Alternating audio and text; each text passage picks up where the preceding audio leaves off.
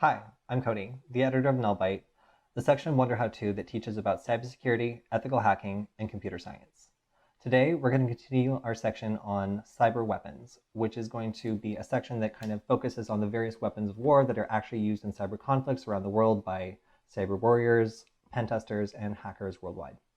So today we're going to get into Wi-Fi, the kind of elements behind hacking Wi-Fi, and specifically the way that choosing a poor password can make it very trivial for any hacker, or really any even child with a computer, and the ability to use a wireless network adapter like this to break into a wireless network that has a poor password.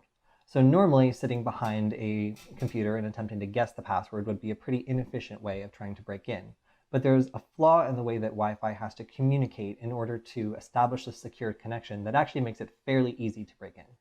So a wireless network like this is capable of two different things: packet injection and monitor mode. So monitor mode means the ability to listen to a whole bunch of networks all around you instead of just listening in on one, the way that you might have a conversation with one person in a room that's full of people all having various conversations. You can't listen to all of them at the same time while still having a quality conversation with the one person, so you choose to kind of filter them out and only stay on kind of the one channel in this case. So when a card is in monitor mode, it's able to actually scan around and listen to the entire room and kind of give you an indication of what it looks like in the general area. So a card that's capable of monitor mode is able to look around and tell us exactly what is around us and what might be vulnerable to an attack like this. So a card like this is between $12 to $30. And another favorite of ours is the Panda PAU05 adapter. This one doesn't have quite the range we're looking for in this test, but it is kind of discreet and cool. If you're looking for an adapter that is compatible with this kind of attack, it needs to feature both of these features: packet injection and wireless monitor mode. So be sure to check out our guide on which ones actually meet this requirement. And we also have a follow-up guide that is actually a test where we recorded the results of using these things and kind of give you an indication of which ones might kind of meet your needs depending on what it is you're trying to do. So in order to understand how this attack works, we need to understand a little bit about the way WPA and WPA2 work. Those are currently the best we have in terms of encryption for wireless networks.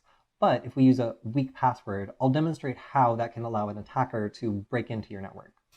So a wireless communication has two different components: the access point, which provides the wireless network like a router, and then the client, like a laptop, a cell phone, or another device that uses Wi-Fi to access the internet. Now, in order to begin connecting, these two have to exchange a hashed version of the shared key in order to authenticate and make sure that this computer, this host, is able to connect to this AP. Actually, we'll call this a client. So any client, be it a cell phone, laptop, Roku, a streaming device, a home media device, Internet of Things device, will connect to the access point. And anytime that it's disconnected, it'll have to share this key again. So that's a problem, because if we are waiting right here, if we are in range of this wireless network, we can simply, if we have one of these wireless network adapters that's capable of it, send a signal to the access point and to the client, where the access point thinks it's the client sending a message, and the client thinks it's the access point sending a message, and what we say is disconnect. So with that simple instruction, we break this connection. They have to reconnect in order to continue doing whatever it is the user is doing with the internet. And as a result, by sitting right here, we can listen in and capture the key. Now, once we have the handshake, is what it's called, we're able to, at that point, leave. We don't need to be here anymore. We don't need to be in range, because as soon as we guess the password against that key, then we know that we've gotten it. So the interesting thing is, using your computer's CPU and GPU, you are able to actually speed up the process of guessing so quickly that if you have a high quality list of passwords, usually stolen passwords like the RockU password list, which we'll get into later, lists like this allow a computer to guess so quickly that if a password is weak, or if a lot of people have used it, if it's like password or 1234567 or something else that's not a very good password, then you'll be able to crack it in a matter of minutes or possibly seconds. So again, this is up to the user. If the person here who set up the access point sets it for something that's very, very secure, then this kind of attack is just not going to work, because you would need a very complicated system in order to guess what this is, and a lot of processing power to churn through enough wrong guesses to eventually get to the right one. In this case, if we have a bad password, it's more efficient to run this kind of attack. So today I'll be demonstrating how you can do that in a matter of seconds, and the way that it's really, really important that you change the password, because it can just take anywhere between 7 and 20 seconds to break into a network with one that's not secured correctly. So let's dive into that now. In order to do this, we'll need a Linux distribution. So in this case, we're going to be using Parrot Security OS. Parrot Security OS is like Kali Linux in that it's an offensive Linux distribution designed for penetration testing. However, it feels more like a desktop environment than Kali Linux does. So in general, if you're looking to do something more than just attack networks, it'll allow you to maybe have a laptop or a dedicated device that's actually specifically for doing this, and maybe not have to jump back and forth as much as you would with something that's more specifically kind of for hacking. So you can get Parrot Security OS from their website, and you can also download a lighter version of it called Parrot Air. And Parrot Air is great because it's smaller, and it mostly includes the tools that are specific for wireless attacks. So for this tutorial in particular, you don't need to download the whole version. If you want to just mess around with wireless networks, in general, you can get away with downloading Parrot Air. So you're going to need a virtual machine in order to do this. I'm using VirtualBox, and VirtualBox is fine because it's free and anyone can get started on it very quickly. So in order to run this, you'll download the image of Parrot Security OS, and you'll boot it in VirtualBox to create this wonderful virtual system, and that will give you the ability to run the attack that we'll be studying today, which is the Airgeddon framework.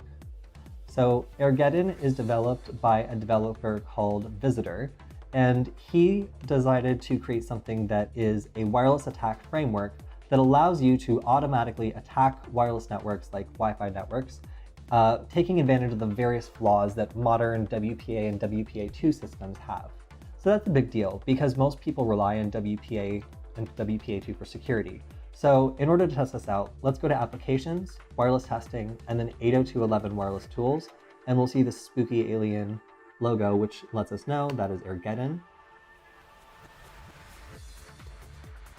And as it runs, we'll see this scary, spooky spaceship by Visitor. And it'll very quickly check to see if we have the scripts that we need in order for it to run. And if not, then if you're in Kali Linux, you might notice several of these are not present or not found. But you can either try to install them yourself, or you can just run Parrot, in which you can see everything is included by default, so we can just breeze through this step.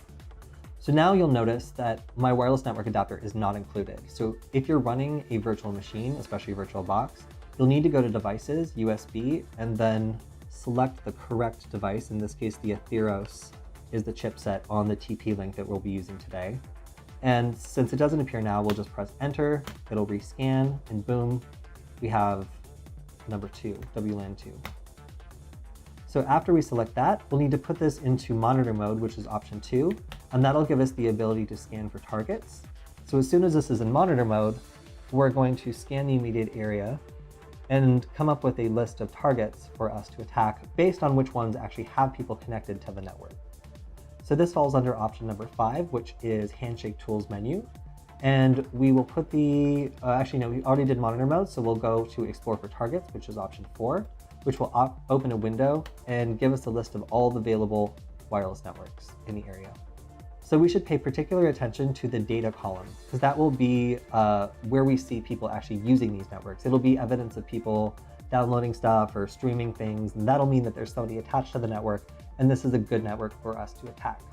And we should leave this running in general for about 20 to 30 seconds in order to generate a good representation of what's in the area, and also so we don't miss anything that might be broadcasting packets a little bit less frequently. So at this point, we've let it run for about 30 seconds, and we have a number of candidates. So by pressing Control-C, Airgeddon will give us a list of all the different networks that have people connected. In this case, we only have one, which is our test network. So we'll select option 3 to take all the information from it and put it into our attack formula.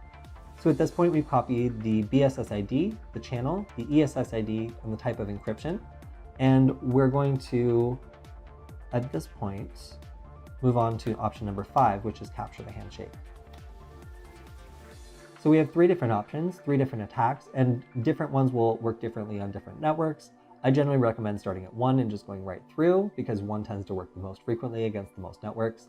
So we're going to attempt this, which will use our wireless network card to send out deauthentication packets, which will attempt to temporarily kick off any clients that are connected to this network.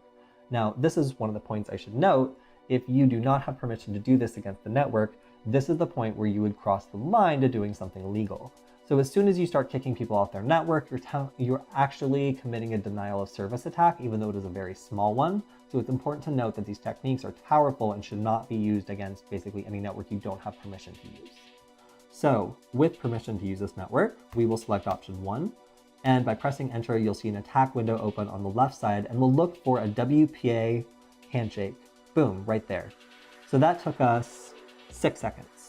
We'll press Y for yes when it asks us if we got the handshake. And congratulations, we got the handshake.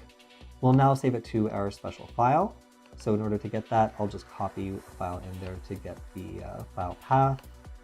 And in this case, I'm going to name it 1 o'clock demo.cap.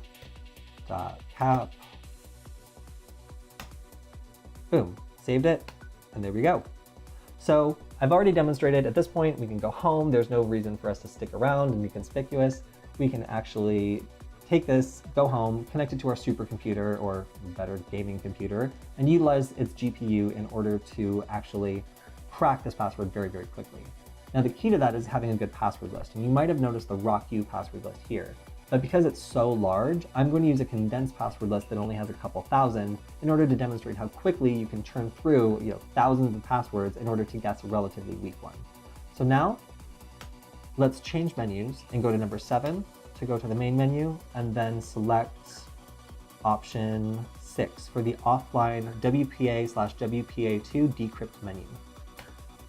So once we're in this tool, we'll select option 1 to begin an AirCrackNG dictionary attack. We'll automatically have selected the captcha that we just had, but if we wanted to get a different one, we could just drag and drop it after pressing N in order to select a new one. So we're going to confirm the BSS ID, and then we're going to enter the path of a dictionary file. Now I'm going to use goodguess.txt, which is a password file that has a couple thousand passwords in it, but you can use one that you find. I particularly recommend the RockU one to begin with. So as soon as I press enter, it's going to launch a window that's going to begin to attempt to crack the password by trying a whole bunch of stuff against it. So what the hope is by running this very, very quickly, it'll only take us a couple seconds to understand whether this is a weak password or if it's really going to take a lot of work to make this happen. So let's go ahead and run this, and we'll see how quickly we can get to the network password. Here we go. That took 2 seconds. So we went through 1,320 keys in 2 seconds, and we were able to get this weak password. So the password sucks, but I've seen a lot worse passwords actually in the field.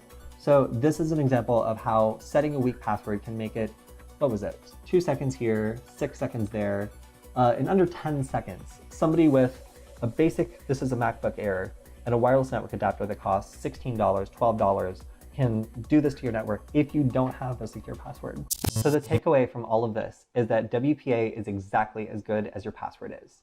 We went and took basically a wireless network adapter like this one, a virtual machine, and we were able to crack a password in a very short amount of time. So Airgeddon is an amazing tool. It's a framework to audit a whole bunch of different vulnerabilities in WPA, WEP, and other types of wireless encryption schemes. But WPA is the best, and it's still vulnerable provided the people behind it make poor decisions when setting the password. So it's important for us to note at this point that if you're going to be using this, a lot of the tools in Airgeddon are not legal to use against networks that are not yours. So if you don't legally have permission to be auditing a system, if you're not going to want there to be logs in the system of you sending these deauth packets, keep in mind this is a very noisy attack and it does leave evidence. So if you think you're going to be sneaky, this is probably not the tool to pick. So if you're a beginner and you're just kind of getting into this, it's extremely simple to launch one of these attacks, but it's important to know that professionals who know how to look for this sort of thing can detect it very quickly, and they can also determine who it was by the logs in the address of the router or other devices that you might be deauthing. So With that being said, keep in mind that you need to update your passwords and make sure that they are secure and not reused from anywhere else. Make sure that you update both your client and your AP devices to ensure that you're not vulnerable to the crack attack that we did an article on recently. And we'll continue this series on cyber weapons and the people behind them as people are interested, and hopefully you enjoyed this video version of Null Byte. All right, thank you so much, and we'll see you next time.